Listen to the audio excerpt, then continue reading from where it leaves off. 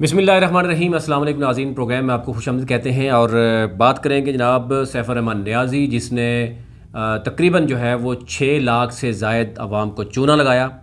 ख़ुद वो अयाशी किस तरह करता रहा, ये स्क्रीन में साथ आपको सब कुछ देखता हुआ नज़र आएगा कि ये सैफ़ुर रहमान नियाज़ी की ऑल्दो पर्सनल लाइफ है, लेकिन जब टिक टाकर उनकी जनाब मौसूफ़ वो ख़ुद सामने आ जाएंगी। फिर रुमैसा कभी रेजिडेंशिया होगा और कभी रुमैसा जो है वो टिक टाकर बन के सामने आएगी। तो अब ज़ाहिर है सैफ़ुर रहमान नियाज़ी को जवाब देने के लिए ये बहुत है कि सैफ़ुर रहमान नियाज़ी ने ख़ुद यकतरफ़ा तौर पर जो है वो अयाशी के प्लान बनाए रखे। बहुत से लीडर्स अब फट पड़े हैं, आपस में लड़ाई हो रही है कि हमें तो कभी सैफ़ुर रहमान नियाज़ी ने पूछा तक नहीं। लीडर्स को इस हद तक ही था कि उनके सामने बैठ के चाय पी लेता था और लीडर्स इस बात पे खुश हो जाते थे।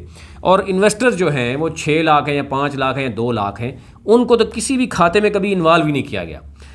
अब सवाल ये पैदा होता है कि जो शख्स अब 5,000 और 10,000 मांग रहा है और वो बार बार, मैंने पहले आपको कहा था कि वो ये बार बार ये आपको कह रहा है कि जो अकाउंट में पहले आपने 37-38 करोड़ थे, जब अकाउंट मेरा सीज़ हो गया तो उसमें आपने पैसे क्यों डाला है, वो अब आप पूछ रहा है साल के बाद।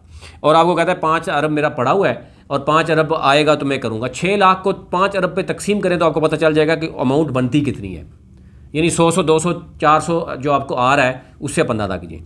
अच्छा, अब जो इन्वेस्टर्स हैं उनके सवालात बड़े जेन्युइन सवालात हैं। जो लोग इसके घरों में अब जा रहे हैं, जो लीडर्स के घरों में छापे मार रहे हैं, जो अब बिल्कुल एंड पे आ चुके हैं और वो कहते हैं कि जनाब हम नहीं छोड़ेंगे, वो उनके दरमियान अब ये जो सारी चीज़ें हमारे सामने चल रही हैं, डेफिनेटली उनको पता है कि जनाब उस वक़्त रुमैसा रेजिडेंशिया, पता नहीं कौन कौन सा रुमैसा के नाम पर चलता था, और फिर SR कॉइन भी आया था, यानी सैफ़ुर रहमान और रुमैसा एक कॉइन भी आपको पता आया था।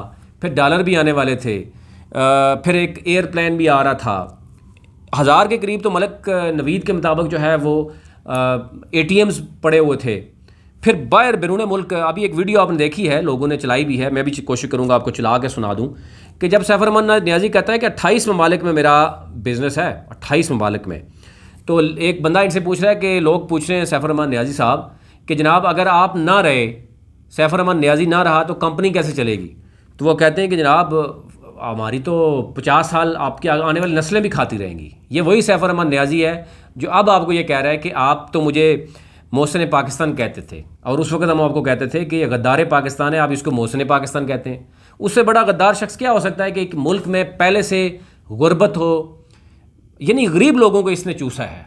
उसमें कोई ऐसा बंदा नहीं है कि जो करोड़पति हो और उसको सैफ़ुर रहमान नियाज़ी की ज़रूरत थी कि जनाब वो हाँ, बहुत से लोगों को इन्होंने ख़राब भी किया, लेकिन वो करोड़पति जो हैं वो फिर उनको लेना भी आता है। वो मलिक रियाज से भी ले रहे हैं, सॉरी मलिक नवीद से भी ले रहे हैं और वो इससे भी ले रहे हैं, और अब वो छुप छुप के कहाँ बैठे हुए हैं वो देख रहे हैं। लेकिन उनको तो उस शख्स के साथ क्या होना चाहिए, ये अफसोस की बात है, इंतहाई अफसोस की बात है कि इस तरह के लोगों का क्या इंडियन गाने लगाकर, अब ये सुन लेना, ये तो अब 6 लाख मेंबर के सामने पड़ी हुई है वीडियो। ये शख्स अपने आप को कहता है कि मैंने अवाम का पता नहीं दर्द रखने वाला बंदा हूँ। और इसी तरह के लोग आते हैं पहले तो वो इंजेक्शन लगाते हैं लोगों को ओवरसीज़ पाकिस्तानी का, दूसरा इंजेक्शन लगाते हैं कि वो इस्लाम को ले आते हैं और अल्लाह और रसूल के नाम पर जो है वो लोगों को लूटते हैं। और सैफ़ुर रहमान नियाज़ी की आप लैंग्वेज चेक करें, मलिक नवीद की लैंग्वेज चेक करें, कहाँ पे क्या कुछ कहता है। अब उसके बाद आप ये देखें इन सब लोगों ने अयाशी की है या नहीं की। मलिक नवीद क्या था, आज वो करोड़ों की गाड़ियों में घूम रहा है। उसने जो है वो एक सोसाइटी अपनी बना ली है जिस पे लोग कब्ज़ा भी करने लगे हैं। घर उसने देख लें 3-4 घर बना लिए हैं, अपने जनाब भाइयों को बड़ी बड़ी गाड़ियाँ ले दी हैं। तो डेफिनेटली ये अयाशी हुई है आवाम के पैसे पे। शहजाद राहत को देख लें, वो कहता है कि मैं ख़ुद दुकान चलाता था, मेरे पास पैनी नहीं थी। आज वो 6 लाख लोगों के पैसों पे अयाशी कर रहा है। सैफ़ुर रहमान नियाज़ी ने ख़ुद अयाशी की, उसकी वाइफ ने अयाशी की, वो टिक टाकर बने हुए हैं, वो दुनिया के विज़िट करते हैं, वो बड़े बड़े घरों में रहते हैं। वो अयाशी सारी कौन कर रहा है? ये सैफ़ुर रहमान नियाज़ी ने अयाशी की। और राजा एजाज जो है वो भी आपने देखा होगा छुप छुप के क्या कुछ करता रहा है। एनी हो, ये वो चीज़ें, पार्टियाँ इनके घर में होती रही हैं।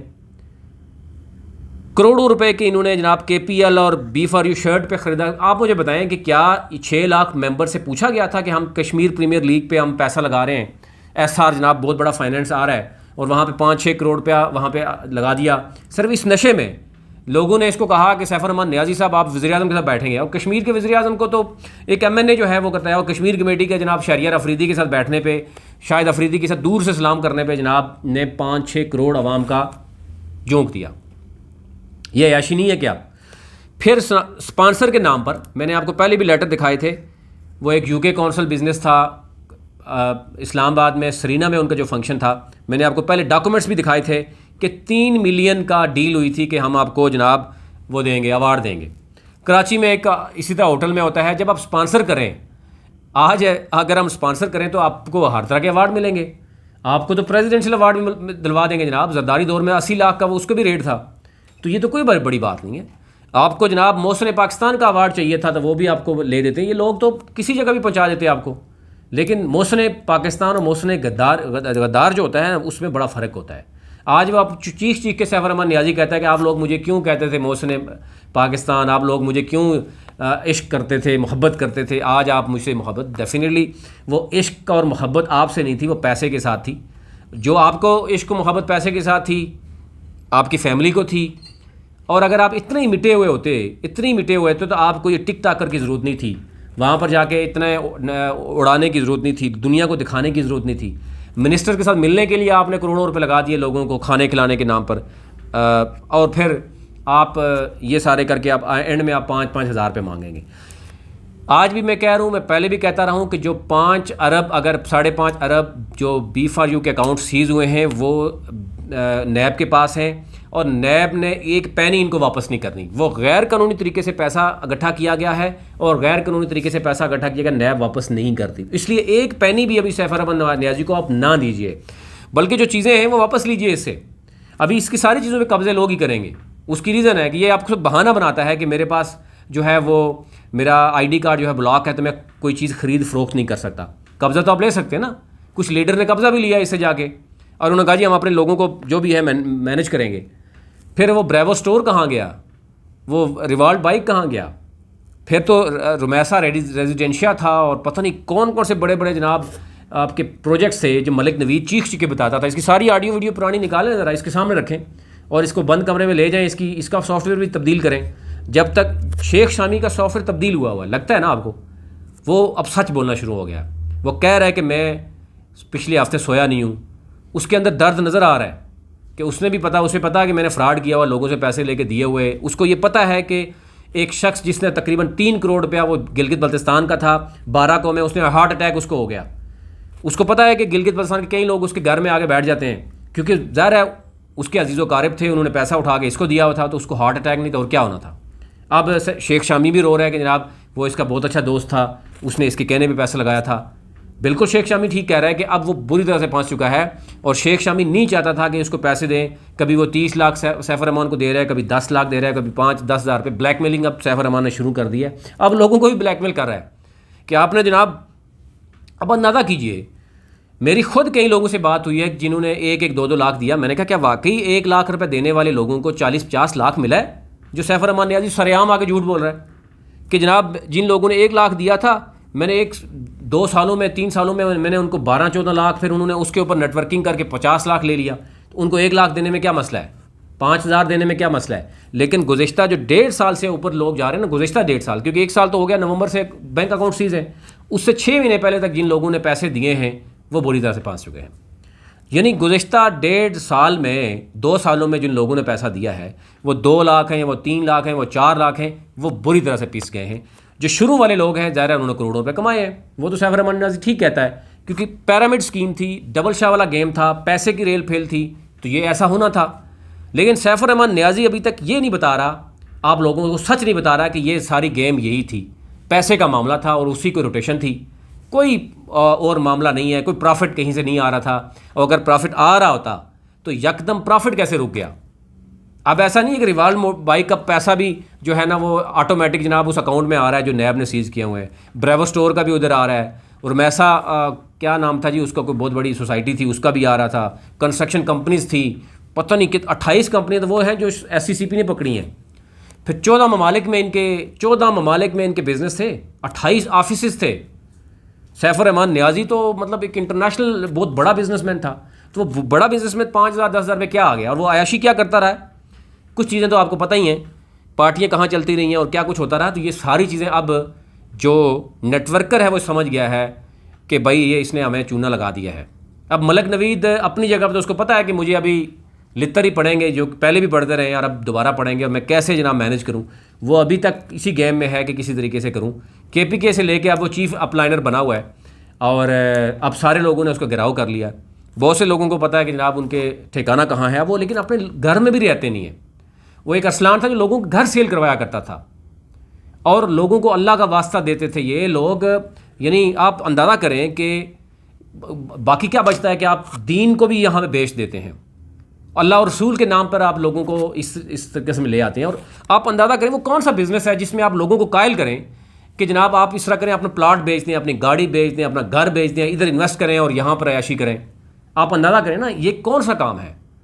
तो इससे अंदाज़ा होगा कि जब हराम की कमाई सैफ रहमान नियाज़ी की थी, तो ये जो टिक टाकर ये साथ के ऊपर नज़र आ रहा है ना सारा कुछ, ये हलाल की कमाई पे से काम नहीं होता, या बाखूबी जानते हैं। आपके घरों में भी ये मामला है, ये वाला मामला आपके साथ होगा तो डेफिनेटली आपको पता होगा कि फिर एक तरफ आप अल्लाह और रसूल के नाम लेंगे, दूसरी तरफ ये वाला मामला चलेगा। और सैफ रहमान नियाज़ी खुद खड़ा है, तो ये वीडियोज़ में आपको चला के दिखा रहा हूँ। अगर वो खुद ना होता, वो अकेली खातून होती, तो हम फिर नहीं चाहते कि ये पर्सनल है। लेकिन क्योंकि सैफ रहमान नियाज़ी खुद खड़ा है और ख़ुद इस तरह की हरकतें कर रहा है और ये टिक टॉक पर वीडियोस पड़ी हुई हैं, तो आप अंदाज़ा कीजिए एक ऐसा शख्स जो अयाश प्रस्त हो, जिसने पैसे के साथ इस तरीके से खिलवाड़ किया हो, उसको ये नहीं पता चला कि ये पैसा इस गरीब आवाम का, जिसमें यतीम भी शामिल हैं, जिसमें बेवा ख़वातीन हैं, जिसमें यानी यार अफसोस की बात है कि उसमें बेचारे गूंगे हैं, बहरे लोग हैं, माजूर लोग हैं, उनका पैसा भी जो है ना वो खा गया है। उनका तो हक हलाल की कमाई थी, लेकिन इसने हराम कैसे किया। लेकिन जिन के हक हलाल की कमाई है, आपको पता है कि फिर उनकी जो बद्दुआ लगती है वो बहुत दूर तक जाती है। तो ये जितने भी राजा रियाज, मलक नवीद, इनके आने वाले चंद दिनों में आप इनके देखिएगा, शेख शामी सच बोल रहा है कि उसको रात को नींदें नहीं आ रही। इस तरह के लोगों को नींदें कहाँ से आएंगी जब आप इतने लोगों का, एक शख्स का, मैं कहता हूँ एक शख्स की भी, अब जो माजूर शख्स हो उसके भी अगर आपने पैसे खाए हों तो आपको क्या नींद आएगी। तो जिस शख्स ने 6 लाख लोगों के साथ फ्रॉड किया हो, उसको नींद क्या, उसको तो कहाँ पे क्या होना चाहिए उसके साथ। क्योंकि मैंने आपको पहले भी बताता रहा हूँ कि इदारे मुलव्वस हैं, आज भी बता रहा हूँ कि इदारे मुलव्वस हैं। इदारे में, हर इदारे में काली भेड़ें मौजूद हैं, वो डिले करते हैं, वो पैसे लेते हैं। जब बात करोड़ों अरबों की हो, जब अरबों की हो तो करोड़ों का उनका मुंह खुलता है। तो आपको क्या लगता है कि वैसे नहीं सैफ रहमान नियाज़ी 2-2, 4-4 करोड़ जाके वकीलों के नाम, वकील का है, आगे कहाँ कहाँ पे जाते हैं पैसे, वो वकील साहब बता देते हैं। वो हमें भी पता है, हम भी इस्लामाबाद में हैं, कराची और लाहौर में सारा सूरत पता है कि कोर्ट्स में, अदालतों में हमारा निज़ाम कैसा है, ये सबको पता है। अदालतें हमारी, सबसे बड़ा मसला हमारा यही है कि हमारे यहाँ अदालतों में इंसाफ नहीं मिलता। जिन जिन लोगों ने अभी तक सैफ रहमान नियाज़ी पे प्रॉपर्टी पे कब्ज़ा करने की कोशिश की, मलक नवीद को टफ़ टाइम दिया, तो उन लोगों को पैसा मिल रहा है। और जो बेचारा गरीब है, यतीम है, जिसने चूल्हा जलाने के लिए पैसा दिया था, वो आज खज़ील ख्वार हो रहा है। तो ये है जनाब सूरत। इसलिए एक पैनी जो है वो सैफ रहमान नियाज़ी को ना दीजिए, लीगल तरीका इख्तियार कीजिए। मैं आपको ये नहीं कहूँगा कि उसने गैर कानूनी तरीका इस्तेमाल किया, आप भी गैर कानूनी इस्तेमाल करिए, आप कानूनी तरीका इस्तेमाल कीजिए। सबसे पहले जिस लीडर ने है उसके मुतल्लिका थाने में भी जाएँ, FIA में भी दें, नैब में आप लाजमी एप्लीकेशन दें। और ये जो कह रहे हैं ना, ये जो बीच में कुछ काली भेड़ें मौजूद हैं आपके यहाँ, आपके दरमियानी काली भेड़ें मौजूद हैं, वो आपको ये कहेंगे कि नहीं नैब कौन से पैसे देता है। नैब की वेबसाइट पर जाइए, नैब के ऑफिस में जाइए, नैब खाता नहीं है, नैब के ऑफिस में, किसी भी नैब के ऑफिस में जाइए, वहाँ फ्रंट डेस्क होगा, वहाँ पे आपको उनको कहिए कि जनाब ये हमारा केस है। आप लाहौर चले जाइए, उन्हें कहें जी मुझे बताएं कि क्या नैब वाकई पैसे नहीं देती वापस। नैब आपको पूरा का पूरा बताएगी कि नैब की वेबसाइट पे जाइए, अभी तक नैब ने गुज़िश्ता 3 सालों में कितने 100 अरब रिकवर किए और लोगों को दिए, वो डाटा भी पड़ा हुआ है। उसमें हाउसिंग सोसाइटियाँ हैं, उसमें अभी आल पाकिस्तान प्रोजेक्ट आपके सामने है, वो केस आखिरी मराहिल में है, दरख्वास्तें नैब ने ले चुकी हैं, रेफरेंस दायर हो चुका है, और with in 2-3 months all Pakistan project के जितने मुतासरीन थे, जितना भी पैसा आदम अमीन चौधरी से कैप्चर किया गया, उसकी गाड़ियाँ कैप्चर की गई, रेफरेंस दायर हुआ।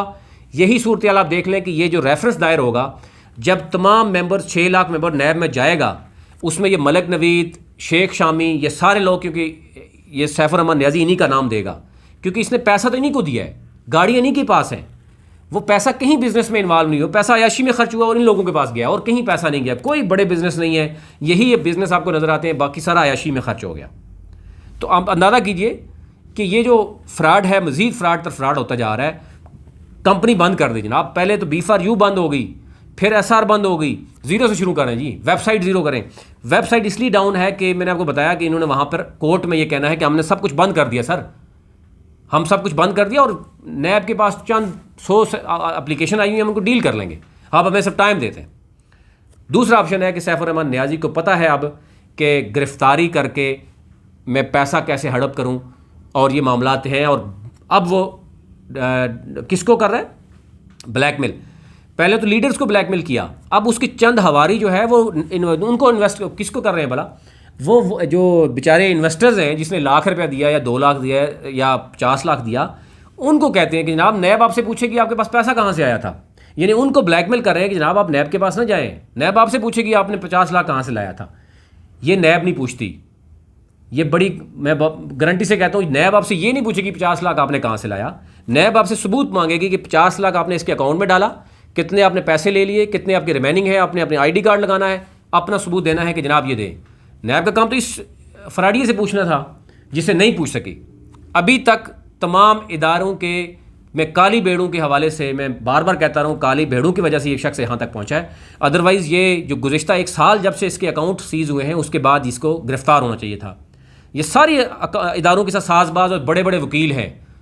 आज आप बताइए कोई भी शख्स, सैफ रहमान नियाज़ी तो उसको तो बात नहीं करनी आती, उसको तो सीधी, वो इतना पढ़ा लिखा तो शख्स ही नहीं है, वो तो फ़ौरन गिरफ्तार हो जाता अगर वो उसने इदारों के साथ साजबाज ना किया होता, बड़े लेवल पे उसने पैसा ना खर्च किया होता। और आज आपको मतलब बताएं ना, आप शेख शामी तो चीख चीख के आपको बता रहा है, इससे बड़ा क्या बताए वो आपको। वो कह रहे हैं कि 2 करोड़ हमने इकट्ठा करके जनाब वो दिया, क्या कहते हैं उसको, सरदार खोसा साहब को। तो खोसा साहब ने ऐसे नहीं अपने घर में रखा हाई कोर्ट से भगा कर। ये 2 करोड़ तो एक किस्त गई है जनाब। कब गई है? 3 अगस्त को। उसके बाद कितना मामला गया है। और फिर आपको पता है वकीलों के, अदालतों के जब मुंह खुलते हैं, जब वो सोचते हैं कि इस बंदे ने तो 600 अरब 1000 अरब हड़प किया हुआ लोगों का, तो फिर उनका भी मुंह उसी तरह खुलता है। और इससे पहले भी मौसूफ के ऊपर कितना लाख का ये जो क्रिप्टो करेंसी है, इसका इल्ज़ाम लगा था कि इसने एक FIA के उसको दिए हुए हैं। फाइनेंशियल मॉनिटरिंग यूनिट का इसके खिलाफ है। तो ये बहुत बड़ा फाइनेंशियल फ्रॉड है, ये छोटा फ्रॉड नहीं है। इसका नाम ECL में है, इसका ID कार्ड ब्लॉक है, इसका पासपोर्ट ले लिया गया है। इसको कहा जाता रहा है कि जनाब आप भाग जाओ। इदारे भी ये समझते हैं कि भाग जाए तो हमारी जान भी छूटे, क्योंकि हमने भी बहुत खा लिया है। डिले, सिर्फ डिले हो सकता है, और डिले का मतलब है इनजस्टिस। जब डिले होता है किसी भी चीज़ पे तो आपको पता ही है। तो इसलिए आप ये जो पहले चीखते थे ना कि B4U पावर है, SR पावर है, और हम चीख के उनको बताते थे, वो हमें ही हमारे खिलाफ ही बातें करते थे, जनाब नहीं आप तो कारोबार ही हमारा चलने नहीं देते। वो नैब के ख़िलाफ़ बात करते थे, वो इदारों के ख़िलाफ़ बातें करते थे। आज आपको समझ आ गई कि स्टेट इस तरह के गैर कानूनी कारोबार को क्यों रोकती है। SCCP ने क्यों इन पे ऊपर फ्रॉड का ये कहा, SCCP ने क्यों नैब को लिखा कि ये बहुत बड़ा स्कैम करके भाग जाएंगे। समझ आ गई आप सबको, क्योंकि स्टेट इसलिए गैर कानूनी ये 2 नंबर धंधे नहीं करने देती। जो राजा रियाज, मलिक नवीद जैसे चर्ब ज़बान लोग पढ़े लिख होने के बावजूद हराम की कमाई को पसंद करते हैं, वो हलाल की तरफ नहीं जाते। अभी तक इतना ही, लेकिन ये चीज़ें ज़रा नोट कीजिए कि पैसा सैफ रहमान नियाज़ी को ना दीजिए। पैसा मज़ीद है तो मिलकर कोई वकील तगड़ा कर लीजिए और इसको, या उधर नैब में जाके दीजिए, और कोई ऑप्शन आपके पास नहीं है। अभी तक इतना ही। कैपिटल वन TV की वीडियोस देखने के लिए आज ही चैनल सब्सक्राइब कीजिए, बेल आइकन को जरूर क्लिक कीजिए, हमारा फेसबुक पेज लाइक और फॉलो कीजिए ताकि हमारी हर नई वीडियो बर वक्त आप तक पहुंच सके। शुक्रिया।